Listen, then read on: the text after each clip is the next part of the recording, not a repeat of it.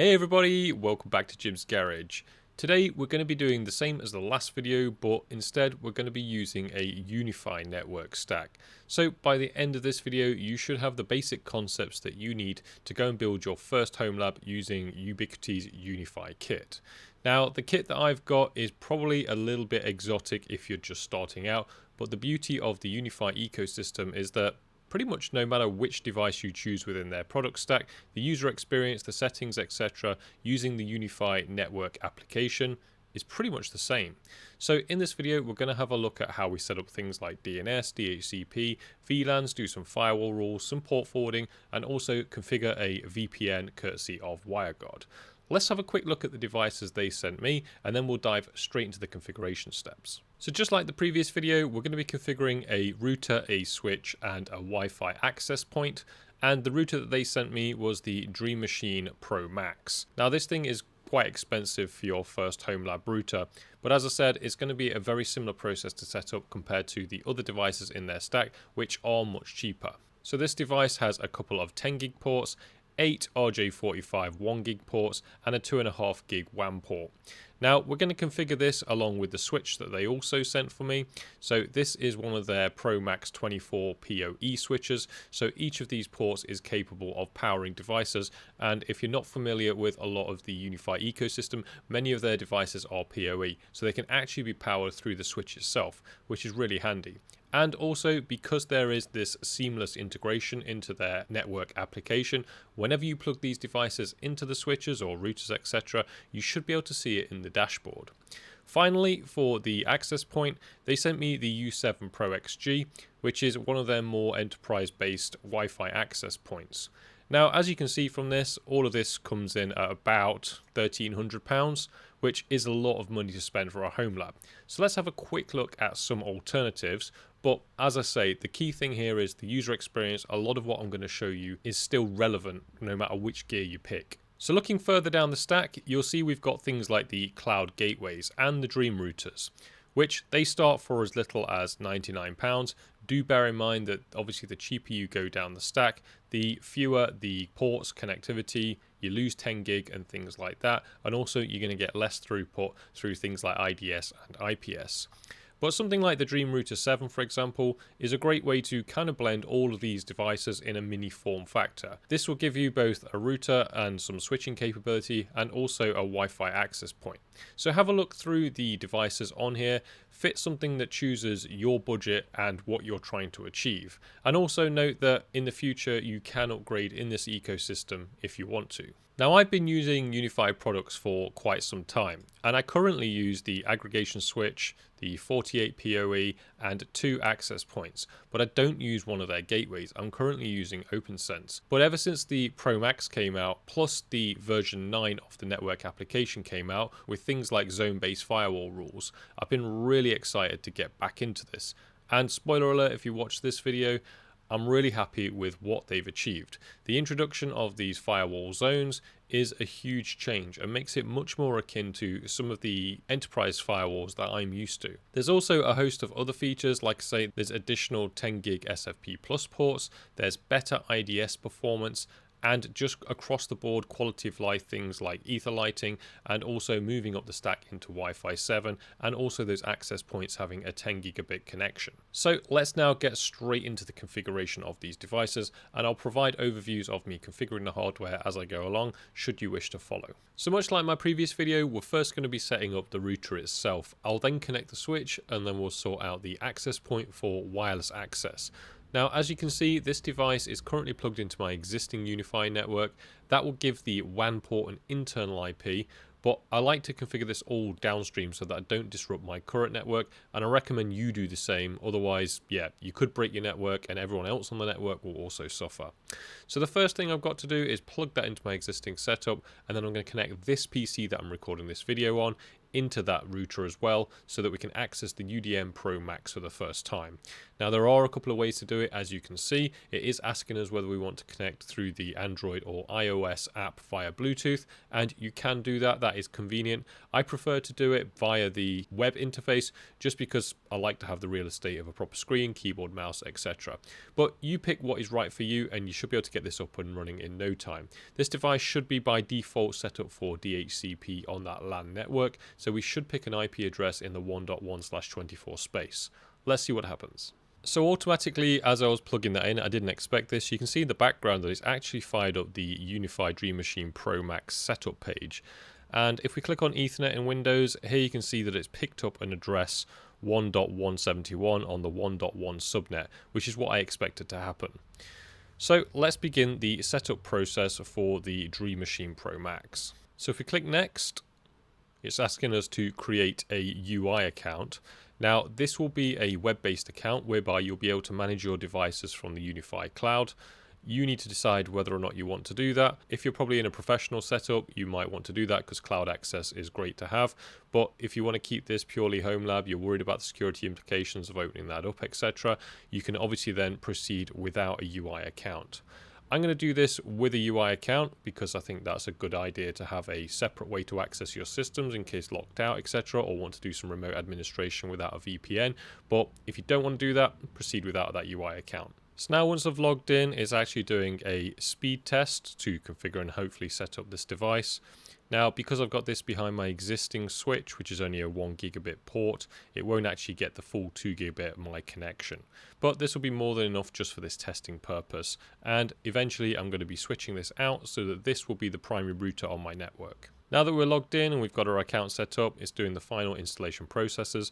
And after this, we should be greeted with the dashboard for the first time.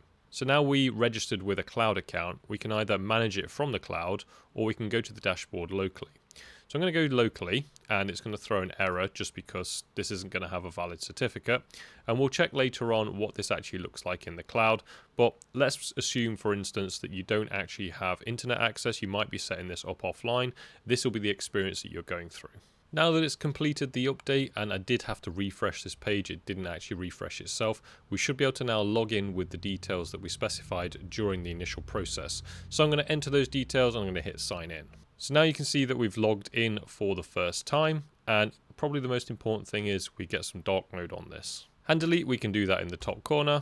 So hopefully now we should be in a better spot. I'm going to change this to the system setting, which is already set up for dark mode. So after performing a quick system update to get us onto the new network 9.1.120, which is what I've been wanting to try out for a long time because it has a ton of new features, most importantly to me of which is firewall zones. You can do that quickly by just hitting the settings, going to the control plane, and then I had to click this application here, update here. And now we get the first view of the interface, which is customizable, but gives us a great deal of information off the bat. We've got all the stats for our connectivity. We've got our ISP and some ping data. We've got some Wi-Fi speeds, which won't be working at the moment because I haven't connected that access point. And we've also got some other features, new things like the Cyber Secure, which does some traffic scanning for us, shows us what our most popular traffic is and where it's coming from, and some more Wi-Fi data again, which won't work and will populate. Now, it's really good to see this because the last time I used the UDM Pro was about 4 or 5 years ago, and things have changed considerably in here. There's a lot more useful data just straight off the bat, and there's a ton more features on this device.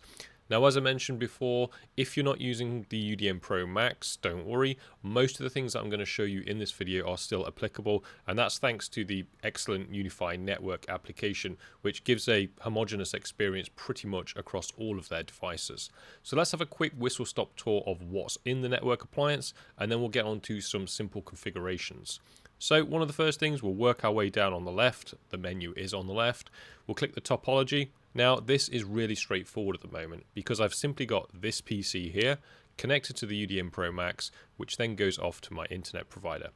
As you build this out, you will see more and more devices on this network. And if you've watched any of my previous videos, you'll see that I've got this huge spider diagram of my Homelab on here. The next tab down actually shows the devices. Now, this will only show that UDM Pro Max, but by the end of this video we'll also have that switch in here, and we'll also have an access point. And basically any of the devices that you add to your network, they will show up here.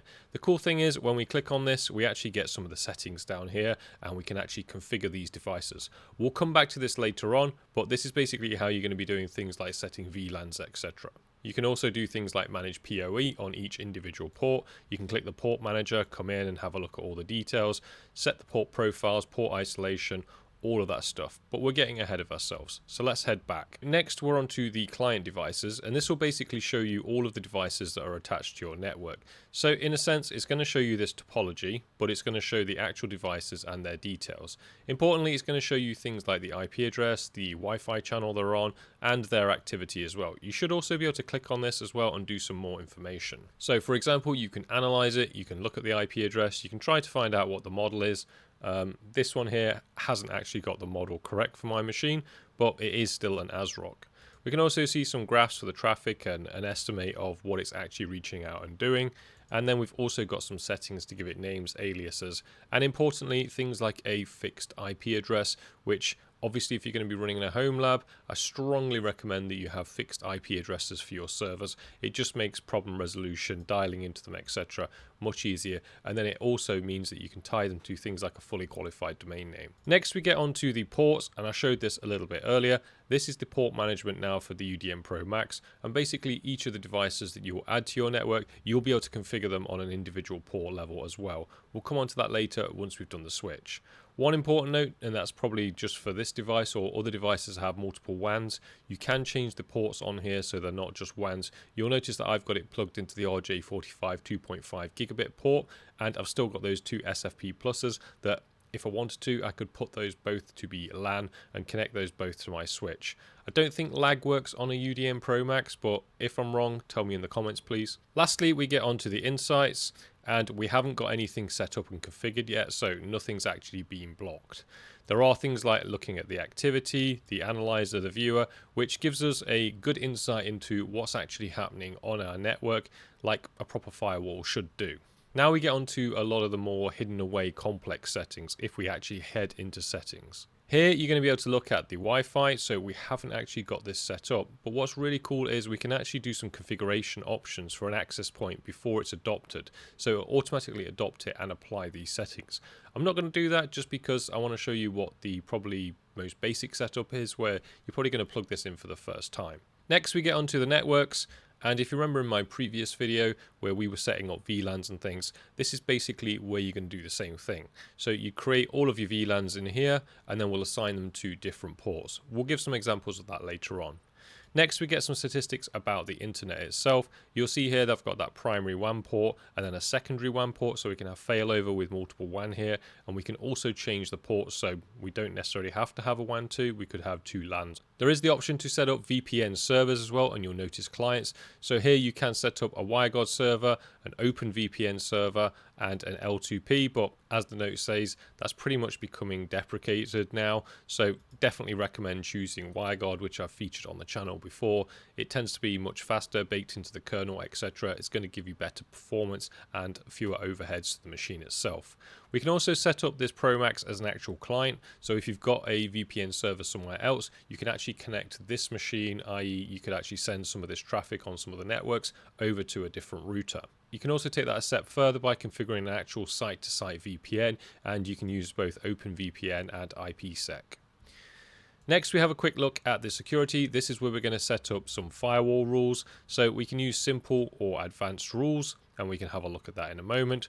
One thing that is important, and one of the reasons I've wanted to upgrade and really try this device out, is the new zone-based firewalls, which has been kind of sorely missed, but I'm really glad to see that it's now been added. We also get on here that protection, so it does come with CyberSecure, and I think there is like a CyberSecure Pro. I'll have to check that out a bit more, but that is with a subscription. I think that gives you more up-to-date signatures, so things like better protection for maybe 0 days or better release time for actual signature updates. I'll need to read more into that, but I will be enabling the free version of that. Before we go any further, I am going to upgrade to make use of those traffic firewall rules. So I'm going to click upgrade and go through this process. You'll see here that what it basically does is try to simplify them by breaking our network into zones, which is kind of the way we're going to get our head thinking anyway, in terms of creating, say, VPN networks, internal networks, DMZs, etc. So now I've clicked upgrade and those options have changed. So we'll come back to this in a little bit when we start setting up some rules. I'm going to follow the same process as the last video. We'll create some VLANs, put some VMs on the VLANs, and then we'll start to break it up with firewall rules. We'll put those VMs into different network zones, and then we'll try all of this stuff out, which I'm really keen to see how it all cobbles together. Next, we've got some advanced routing things, so policy-based routes, we've got some quality of service, we've got some port forwarding. That will be important for, say, if you're setting up the VPN. Then we can have static routes, OSPF, border gateway, DNS, and NAT. We've got some profiles that we can create, and we can assign those quickly to new ports to, as it says, save on configuration time. Some speed limiting for Wi-Fi, radius setup, so for authentication on things like your Wi-Fi. Then we get into the system settings. Won't go into too much detail in this. This is going to show you how to authenticate and dial into your machine. Do keep a note of the SSH authentication. That's a good break glass in case you can't actually access your machine or you brick it. You should be able to connect to it locally. Backups is really important. You want to set this up to be, say, automatically backed up. I'll probably change this to weekly, and I'll download that instantaneously once I've got this set up for a kind of a reset back to a configured state. The control plane we looked at earlier, so that's where I updated the device. We've got some integrations that we can put through the API itself. We've got backups specifically for this device, so not just generally the system itself, but this specific device. We've got some stats for the storage, so I can add some hard drives to this, and in a later video I am going to actually add the new cameras that Ubiquiti sent to me, because I do want to sort of switch over from Frigate to test out the new Protect. It looks like it's come on leaps and bounds since I last tried it, so having it all in one ecosystem to me makes a lot of sense. So as I mentioned before, I'm not going to go through exhaustively and do every single thing on here. I'm going to pick out the same features as last time, but I'll probably chuck in as well configuring a VPN and doing some port forwarding, just because I think those are going to be some common activities. So we'll start off by checking out the DNS. We'll then move over to setting up some VLANs. We'll get some different machines on different VLANs. We'll put some zones in place. We'll build some firewall rules around that. We'll set up a VPN and we'll have a look at port forwarding. Let's get straight into it with DNS. Now this setting here is not actually setting the DNS for the device and the devices that connect. This is creating the Promax as a DNS resolver. So for example, if you add in here a record, what it will do is kind of what it says up here. If this device, the Promax, is set as the client's DNS resolver, it will look at these readings here, these settings, these DNS records, and it will then forward it onto the right place. I tend to use the Pi-hole that I've got, but I am definitely going to be checking out the UDM Promax, especially now that it apparently comes with some ad blocking capabilities to test that. I do have obviously all my existing DNS records in my Pi-hole, so it might take a little bit of a while to transfer those over. I don't think there's any way to import, but I'll have to read up and double check that. So you need to decide whether you actually want the Promax as your DNS resolver.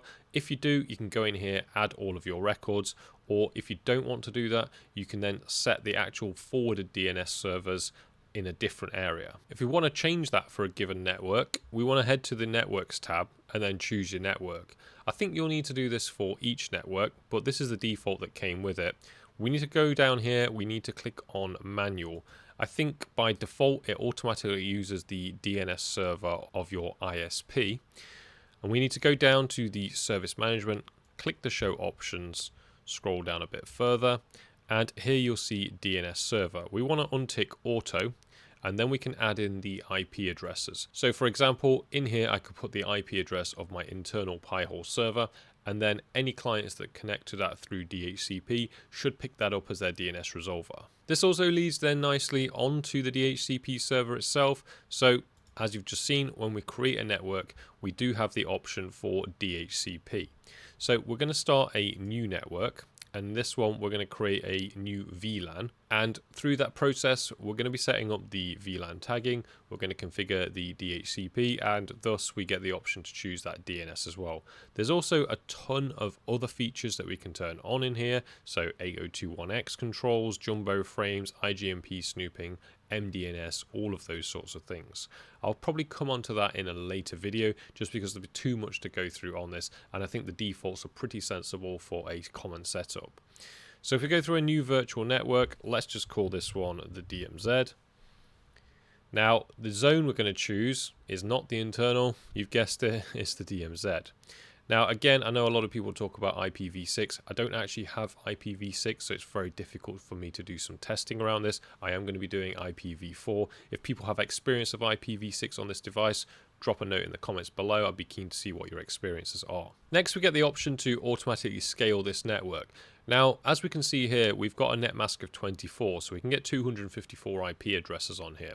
My understanding from reading the documentation is that if we were to exceed that 254, it would automatically scale this network to be another range. I'm going to disable that just because I don't have more than 254 devices, certainly not on one given subnet, and I don't want it to cause any issues with overlapping networks, etc. I imagine it's intelligent enough not to do that, but I just want to take that out of the equation, especially for something that's never going to impact me.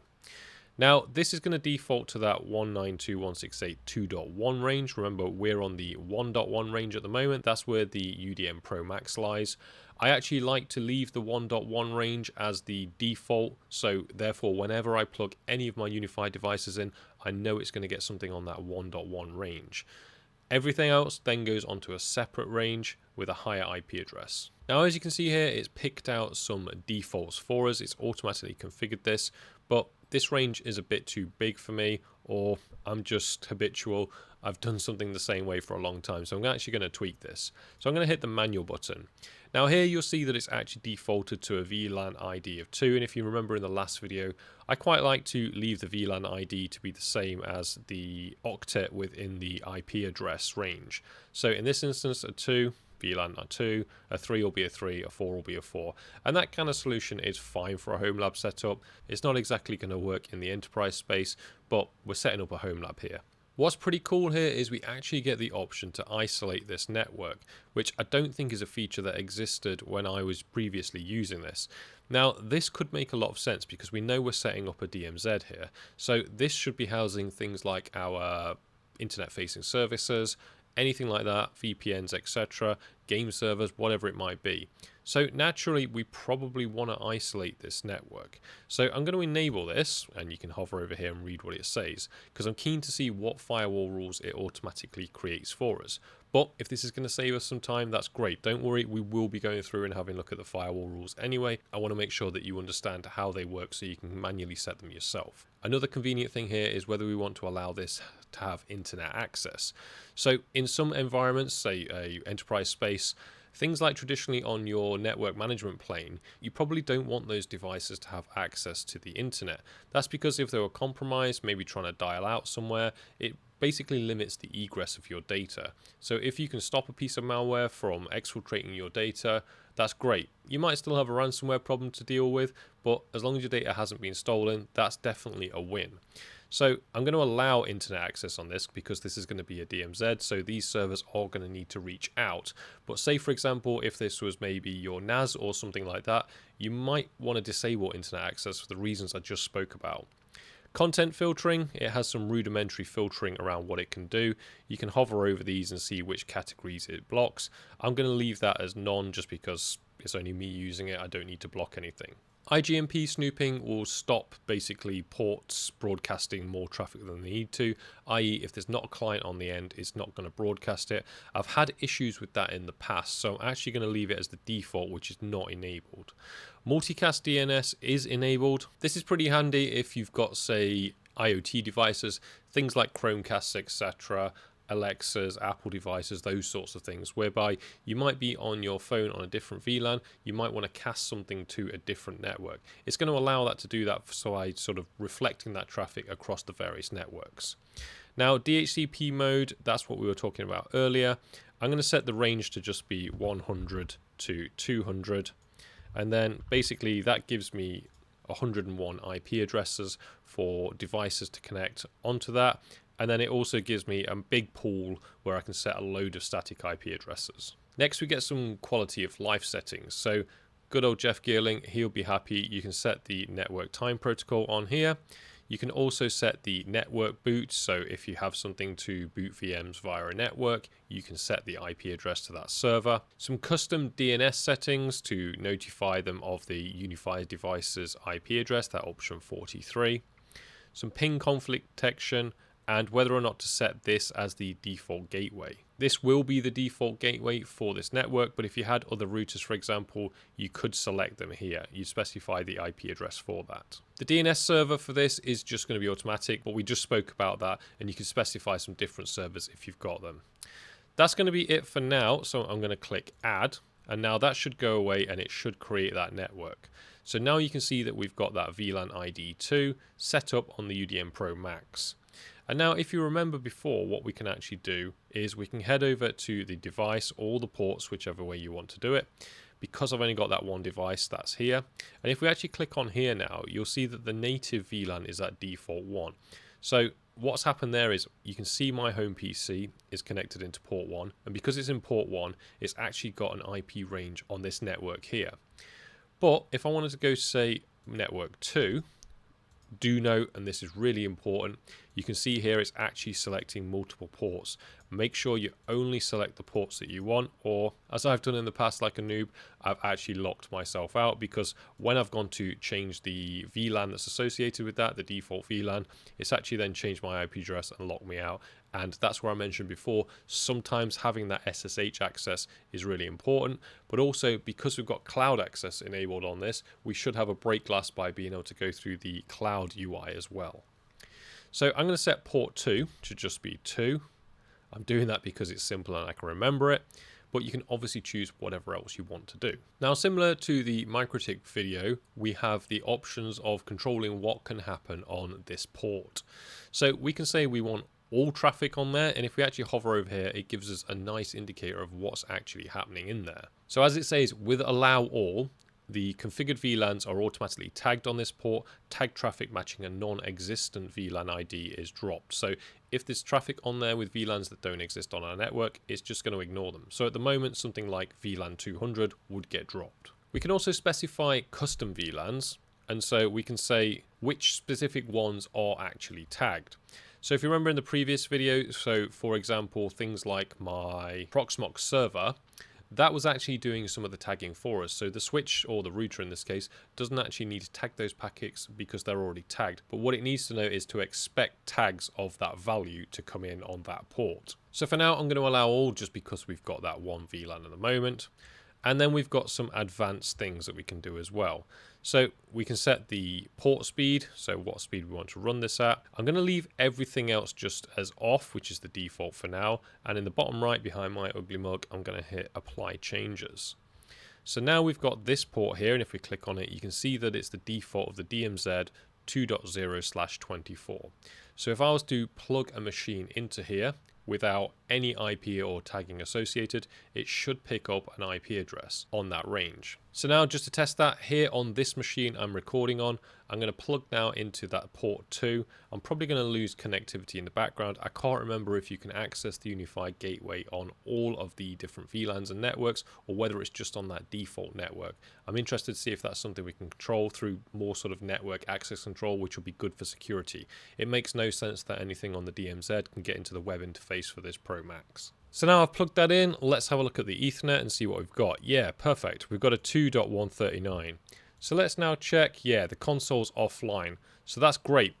I don't know if that's a new feature. I think it is, but it might be also specific to, you know, where we set this as a DMZ. Perhaps it's put in the right firewall rules to say, hey, yeah, the DMZ should not have access to the console for the router. That's a great feature. So I'm going to hop back now, straight back onto that default, so that we pick up something in the 1.1 range and we can get back onto the console to do another VLAN. So now plugging back into that port, hopefully we click here, yeah, we're back on that 171 range. Hopefully we can reload this and we're back into the console. Yep, there we are, we're straight back in. So I'm going to head back over now to the network setting, and I'm going to repeat that process, and I'm going to create a new VLAN. This new VLAN is actually going to be an internal network. I'm going to enable the automatic firewall rules, and I'm interested to see whether the automatic firewall rules for that will allow the new internal VLAN to access the DMZ, but the DMZ to not access the internal, which would be kind of the expected behavior for most settings or most networks where you had a DMZ. But let's see, let's test that, and then we're actually going to look at the exact firewall rules that have been applied just to validate that assertion. So for this one, I took the example of creating that NAS. If we have a quick look inside, I did actually block the internet access on that one, just because for the example I gave, maybe we don't want NAS to have access to the internet to prevent any kind of data exfiltration from a malware event. Now you can start to see that we've got some MDNS settings for the different networks. So maybe again, for example, from a security perspective, maybe we don't want to allow the DMZ to have that reflection of those MDNS. So maybe for security, something got compromised, it was trying to reach out over MDNS, we could disable that. So you can restrict in here which ones you want to have access, which is pretty nice to see. So I'm quickly going to go ahead now and I'm going to assign this one to port 3. So I'm going to click port 3, remember just port 3. You'll actually see here a ghost as well of when I connected my existing PC to that port 2, which is quite nice to see. I'm going to allow this one to be NAS 3, and then I'm going to hit OK. I could, for example, do some custom as well and block some other VLANs that I don't want. So that's now connected. And what's handy is if we go back to the networks, we should be able to click on here and then click the VLAN viewer.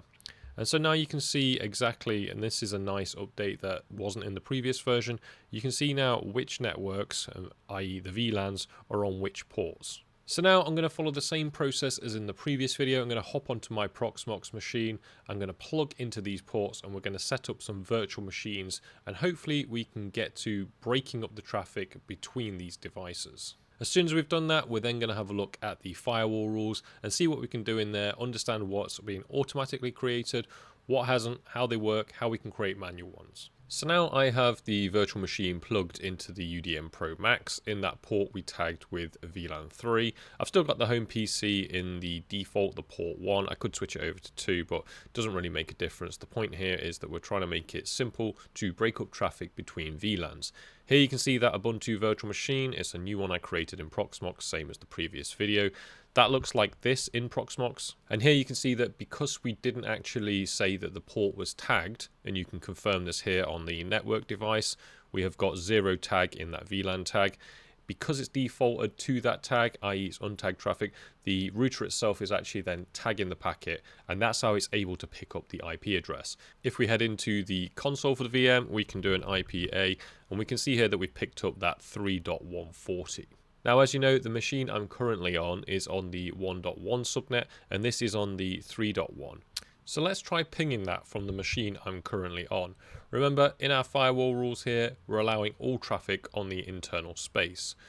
So pulling up this machine, let's ping 192.168.3.140. And there you can see I'm able to reach this virtual machine on a different VLAN, courtesy of this firewall rule here. So now let's just add in a new rule. So let's go to create policy. Just going to call this one test. Now the source zone will be internal. Both of these networks are internal. The device source will be this machine here, so this home one. And do note that you can change this to either a network, an IP, or a MAC. Now I'm just going to block basically everything. So the internal zone again is going to be selected for the destination because that NAS sits on the internal. But this time I'm just going to select the network and I'm going to select NAS and click save. Leave everything else as is, just the defaults.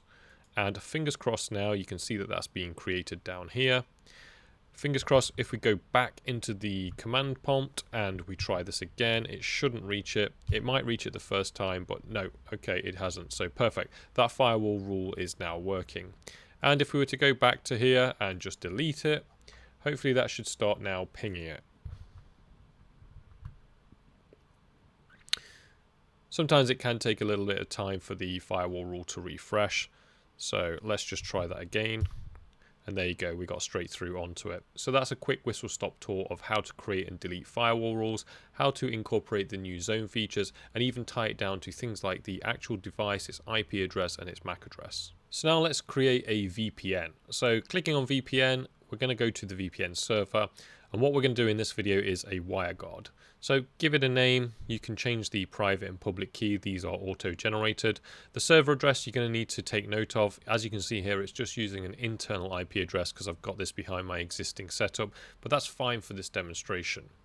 Now on here, you can click to add a client. When you click that, it's going to generate something for you, which you can then scan on your phone. You can also click manual to change whatever you're going to pick up on that client. For instance, this time it's showing the interface, the public key, whether or not you want a pre-shared key as well for some extra authentication. And you can change some of that down here as well. I'm going to leave this as automatic, but we could say manual. We could then specify the network we want to put just for our WireGuard clients. So when a WireGuard client does connect to this, this is the address space it's going to pick up an address from. So I'm going to click the add client, but I'm going to go and download the file because I'm going to do this on my Windows machine. Obviously, if I wanted to, I could pick up my mobile phone. The Android was the one I use for my WireGuard, and I can scan that QR code to connect through my phone as well. Once we've clicked add, you can see here that we've got client 1, and it's going to pick up an IP address of 4.2. So now I'm going to click add, and that should create this WireGuard server. That all looks to have saved now, and if we go back, we can see this WireGuard server 1. Now we can actually create multiple WireGuard servers, which is pretty cool, and multiple different types as well. So now we've got that configuration file downloaded, let's head into WireGuard and let's try and connect to this machine. Now with that imported, you can see the values in it. So we've got the IP address, that 4.2, that's the one that we're going to pick up. We can see the DNS servers we're going to use, so it's going to use a DNS server on that network that's been created for WireGuard. And then down here, you can actually see the endpoint we're connecting to. So this is the IP address traditionally of your WAN. And the allowed IPs are set to everywhere. So once we connect to this, we should be able to access the entire network. So let's click activate and see what happens. As you can see, we've now got traffic flowing in and out of the network, and that shows just how simple this is to get WireGuard working on this device. It really is awesome. Now that's possibly kicked us out of this interface, so let's just double check that. Now when connecting to that VPN, it has actually booted us off this auto-discover network up here. But what we can do now is, because we're on that 4.1 space, we should be able to go into the address bar, enter 4.1, and we should be able to now log back in using the exact same credentials as previously. After re-authentication, you can see that we're back in. We're now connected on that IP address from the VPN client. Now if we go down to the Unifi client, we can see that we're actually on here, and we still got administrative access into this firewall, and that's because if we go down to the security settings, here you can see that that WireGuard server is part of the VPN, and more importantly, if we look at the zone rules, you can see that VPN has allow all access to basically every single network. So once you're on that VPN, you do have access to that. You might want to set up multiple VPN servers. So in this instance, let's say it's called WireGuard Server 2. And that WireGuard Server 2 might not be for you, it might be for other people. And thus, you might want to restrict their access. Maybe you just want to give them access to the DMZ. You don't want them having full access to your internal network. So let's now have some fun and add some additional devices. I'm going to plug in the switch now and also the access point, and let's see what happens. Before I do that, I'm going to click on this Unifi devices. So we've got those up. We will need to be adopting these devices. I'll come on to that in a moment. Before I do that though, I am going to disconnect from the VPN just in case there's any funny shenanigans there. And I'm going to go back to that original DNS name that we were using before. So going on to devices, I'm now going to plug those devices in. Now, as you can see, I've plugged the switch into the SFP Plus port on the respective devices, and that's basically now communicating with the switch, connecting it to the router. Similarly, I put the U7 Pro XG, the wireless access point, into the switch. I can't put that into the router because those ports are not PoE. That's right, the switch in this case is what's actually powering the access point. Now, annoyingly, this access point is actually 10 gigabit, but I don't have a 10 gigabit RJ45 connection. So I'm having to connect it with RJ45 at 2.5 gigs. Anyway, you can now see that I've actually got those devices both showing up in the Unifi network application. And the process is pretty simple. We just want to click adopt and click adopt. Now what's happening is it's communicating securely, it's sending keys over, etc. And it's basically registering those devices onto the network. I'm going to let this complete itself, and we're also going to double check by looking at the devices themselves and performing an update. Makes sense to make sure that these devices are fully up to date, especially because I'm running the most recent version of the network application itself. Now that took about 5 minutes to complete, I suspect because it was actually pulling down some updates. But here you can see those two devices, they're now ready, up to date. We can see their respective IP addresses, and we can even see the parent devices and which connection they're connected to. Before I go any further, I am just going to go into the settings and that control plane, and I'm just going to go and check that everything's up to date. You'll need to determine how you're going to do this in the long term. By default, the auto update is enabled, which means that you can't manually update these. Now you need to decide how and whether you want to actually have auto updates. You might prefer to do it manually, just in case there's an issue with the device. Once that's complete, we can now have a look at these devices, and thanks again to the seamless UI, this experience should be the same. So for example, on the port manager, now we get all of these different ports, and again, similar to how we did on the UDM Pro, we could click, for example, one of these ports, and then we could assign which network we want on there. Now, one thing we might want to do as well is create some profiles. Now, once we create a new profile, for example, let's just call this one both VLANs. You've guessed it, what we can do is say the native VLAN will be a VLAN of, say, 2. So basically, if you don't tag any traffic, it's going to pick something up in the 2 space. But what we're also going to allow is, say, just custom, and we're going to select 3. So that will mean that tagged traffic with 3 will get accepted, but if you don't tag it, it's going to pick it up on 2. So for something like our Proxmox VMs, for example, if we just plug that port in, anything without a tag will go on to 2, but it also means that if we're using the same virtual NIC within Proxmox, we can actually then tag things with 3 and it will go onto that 3 network. So now we can apply those changes. And now if we head back to one of our devices, let's go back to that switch, for example. Now to use this, I actually think there's been a little bit of a regression in terms of the user experience, but we need to scroll down, we need to go to manual, and then you'll see down here that we have Ethernet port profile. So when we click that, we can say both VLANs, and it also gives you a handy new if you want to create that. But let's click apply, and then hopefully now what we should see is when we go onto this port 8, we can see that we've got that both VLANs enabled. Now that we've figured out how to use port profiles, basically the switch is going to behave similarly. There are some advanced things like we can set up link aggregation and other features on here. I'm not going to cover that in this video because it's a bit more advanced. Plus, if you're not going to be using something like this device, maybe you've got one of the smaller routers, you're not going to have that functionality anyway. I will come back to this in the future because I'm going to be replacing my gear with this stuff as well, and I'll walk you through the whole process. What's good about the Unifi as well is we can actually just click on this here, and it's going to take us now to this device. Now the first thing you're going to see here is the AP is not broadcasting because we don't have a Wi-Fi network active. So if we actually go into the settings down here and we click on Wi-Fi, here you can see now we've got population settings for all of the things we could do with the access point. So let's go ahead and create our first Wi-Fi.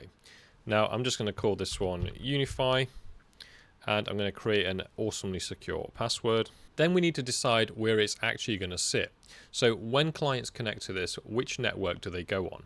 So we probably want to go ahead and create, say, a Wi-Fi network. To put it on its own Wi-Fi network, hopefully by now you should understand that we're going to have to go to the Networks tab. We'll leave that. And we'll create a new virtual network. We'll call this one Wi-Fi. It's going to be on VLAN 5 because the WireGuard is actually using 4. And we're going to click add. Now that's created, we should be able to go back to Wi-Fi, create that new one. I'll call this one Unifi again. And instead of the native network, we should be able to call it Wi-Fi. So now all Wi-Fi clients by default are going to go onto VLAN 5. We will have to check after this whether the port that goes into the switch has also been updated to reflect this change. Now for all of the additional Wi-Fi settings for this demonstration, I'm going to keep these as is, just the defaults, but I highly recommend you go through and read up what they can do. So let's just click add, and now you can see here we've got that Wi-Fi, and it's actually applied to all access points, which again is something that's pretty cool. If you have multiple access points connected into your network, you can actually synchronize all of them. So let's go back to the devices now. And you can see here that it's getting ready, it's starting up, but we also know that if we go to that topology, here we can see that U7 Pro XG is plugged into this device here.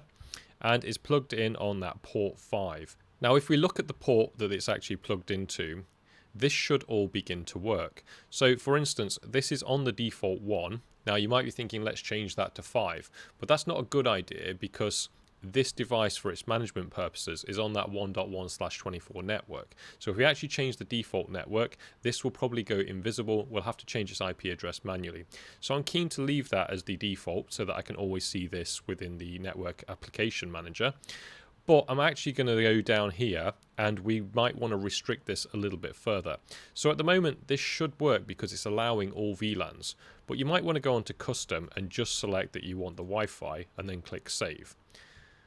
Now that we've done that, we can apply those changes, and fingers crossed, if I now go into my machine that I'm currently recording this video in and go to the Wi-Fi settings, we should see our new network. We should be able to connect with that password. So here you can see on this machine I'm on, we've got the Unifi network. So let's try and connect. If we go to the dashboard now, you can see that we've got a wireless access point client. And if we scroll down here, we can start to see some metrics around what the AP density is like, what the connection is like, the strength, etc. But now we should be able to see my client here. Yep, that's connected here via Wi-Fi 5. And we've basically now got the switch, the access point, the VLANs working, and we've got ourselves a nice little Homelab. So last on the list, we might want to do some port forwarding, and thankfully again, that's really straightforward. So if we go to settings, we want to go to routing, and then we want to go to port forwarding. Now this could just be, let's say, Nginx web server. We get to choose which we want it on, so I would probably say all WANs. Now the WAN IP address is auto-populated here for me. That's via DHCP, so I'm going to keep that as is. The WAN port I might want to use, I would say, is 80 and 443 for HTTP and HTTPS traffic. Now I'm going to say it's going to come from anywhere, so that's basically anywhere on the internet. And the IP address I want it to go to, let's say for example that VM I used before is actually my DMZ server, so 192.168.3.140. And the port it's going to use again is just 80 and 443. The protocols for that I would leave as TCP UDP, and that should be enough now to add that entry. Now you can see that we're port forwarding anything that hits the WAN on those ports directly to what would be my web server. And that's it. It really is as simple as that to create a port forward. Now that you've got that port forward in place, you can go and watch my other videos where you can spin up all of the services that I'm running in my network. So thank you for watching, everybody. That was a whistle-stop tour of how to set up and configure a Unifi network. There's a ton more features in there that I haven't even touched on, and as I alluded to earlier, I will actually be transitioning over to this new gear and checking out the new features. In a nutshell, I'm massively impressed with how far the Unifi kit has come on, especially the gateways, which when I used the original UDM Pro, it was a little lackluster. Now it seems like they've incorporated a lot of that feedback, and it's just quite frankly a different device, especially when we're looking at the 9.0 update with all of those firewall zones. Everything is much easier to manage and much more feature rich. The advent of things like WireGuard that are built into it again is going to give me a really fast and performant WireGuard connection so that I can VPN basically full speed.